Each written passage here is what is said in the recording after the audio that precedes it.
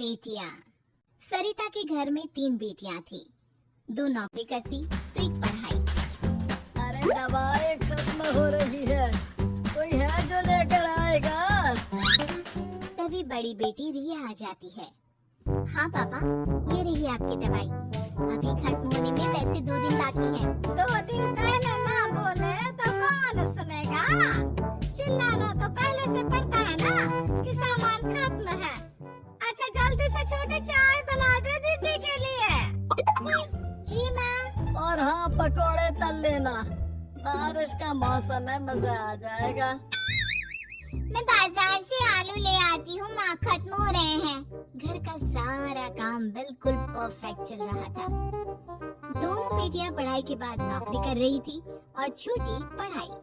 पिता की पेंशन और अपना मकान, लेकिन पास की कमला चाची। और रियासिया की माँ, तुम लोगों को कितने सालों से देख रही हूँ, परेशान ही देखा। भगवान एक बेटा दे देता तो। अब किसी जन्म का कर्म खराब रहा होगा चाची, जो लड़का नहीं हुआ। वैसे काश एक लड़का हो जाता। पास छोटी बैठकर पढ़ रही थी। वो माँ की बात सुनकर किताब बंद कर देती है और खिड़की में खड़ी हो जाती है। खिड़की के बाहर रवि, जो कि पास ही में रहता है। अरे छुटकी, क्या सारा दिन किताब में नजर गड़ाई रहती है? मैं नकल करना सिखा दूंगा तो आराम से पास हो जाएगी। आजा, चला, सब बाहर खेल रहे हैं। तू तो लड़का है, फिर पढ़ता क्यों नहीं? तेरे सर पर तो माँ पिता की जिम्मेदारी भी है ना। कैसी बात कर रही है यार? जिम्मेदारी मेरी नहीं, पिता की है। पिता की क्या जिम्मेदारी? बता। देख, माता पिता लड़की की शादी के लिए पैसा जमा करते हैं, उसकी शादी कराते हैं, उसे पढ़ाते भी है ना? हाँ, वो तो सभी माता पिता करते हैं। क्या लड़की की शादी नहीं करते? उसकी भी तो करते हैं ना? हाँ करते हैं, लेकिन क्यों, कैसे? सुन, वो लड़के को पढ़ाते हैं इसलिए कि वो बुढ़ापे का सहारा बनेगा। शादी करते हैं कि उसकी बीवी आकर घर संभालेगी। लेकिन बेटियों के लिए कोई स्वार्थ होता है? नहीं ना। तभी तो पैदा होते ही मुंह बन जाता है। अब तू सोच, तू किसी के घर जाए और वो तुझे देखकर मुंह बना ले तो कैसा लगेगा? वो तो पागल होते हैं। बेटियां जीवन भर माँ बाप के लिए सोच ले, लेकिन फिर भी वो उसे अपना नहीं मानते। बेटे दिन रात निखट्टू बने रहे, लेकिन उम्मीद उन लोगों से फिर भी बहुत होती है ना? चल छोड़ना, तू ये बता कि किस जिम्मेदारी की बात कर रहा था तू पिताजी? अरे यही कि अगर बेटे को बुढ़ापे का सहारा और रिटर्न के रूप में देख रहे हैं तो इन्वेस्ट भी तो अच्छा करना चाहिए ना। छुटकी समझ जाती है कि समाज की सोच क्या है और चाहे जो हो जाए उसे किताब बंद नहीं करनी। तभी वहाँ बड़ी बेटी आ जाती है। माँ, अरे ओ माँ, ये ले मिठाई खा ले। क्या हो गया? लड़का पसंद आ गया क्या कोई? भाई ऐसा हो तो मिठाई ना ही खिला। चली जाएगी तो घर कैसे चलेगा? अरे लड़की को क्या जीवन भर बिठाने का इरादा है? तू बता बेटी, किस चीज की मिठाई खिला रही है? क्या हो गया? अरे पापा, आपको पता है ना, जिस डॉक्टर के अंडर में मैं काम कर रही थी, उन लोगों ने मेरे काम को देखते हुए मेरी स्कॉलरशिप पास करवा दी है।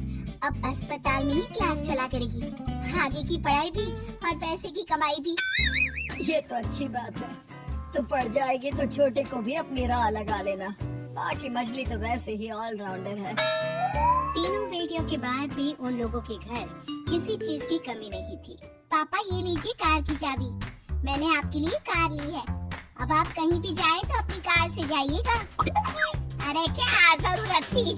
जितना खर्च करोगी दहेज मांगने वालों के मुंह भी उतने ही खुल जाएंगे। तो हम दीदी की शादी ऐसे घर में करेंगे ही नहीं जहाँ शादी के लिए पैसे मांगने की जरूरत हो।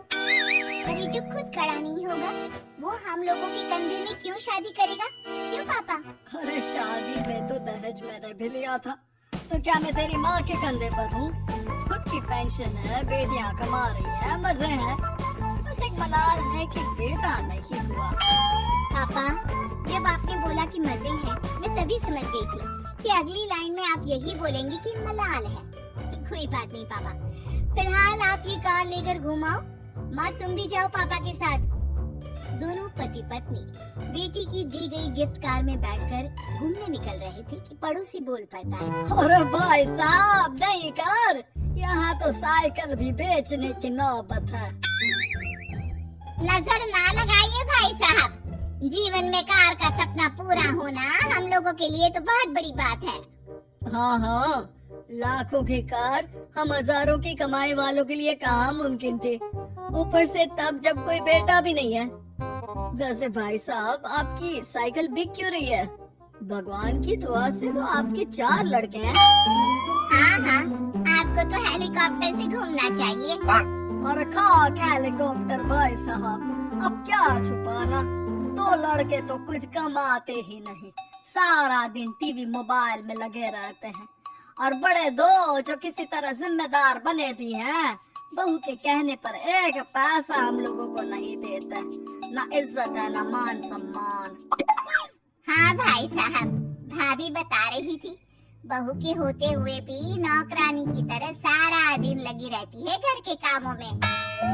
आप किस्मत वाले हैं भाई साहब, जो बेटियां घर के साथ साथ बाहर का काम भी पूरी जिम्मेदारी से संभाल रही हैं। हाँ वो तो है, लेकिन कब तक, एक न एक दिन तो ससुराल निकल जाएंगी, फिर तो वही हम दोनों और वही पेंशन। आप लोग भी कौन सा संजीवनी बूटी खा कर आए हैं। चलिए चलिए जाइए, नई कार का मजा लीजिए।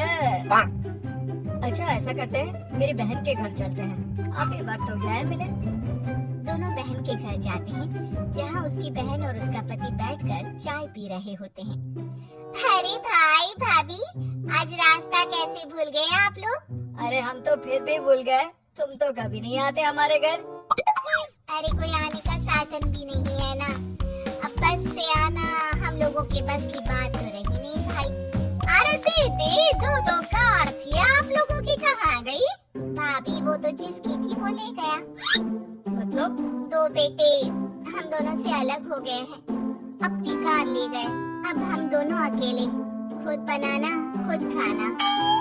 भाई बहन के घर से मिलकर बेटी की गिफ्टेड कार में बैठकर निकल जाते हैं।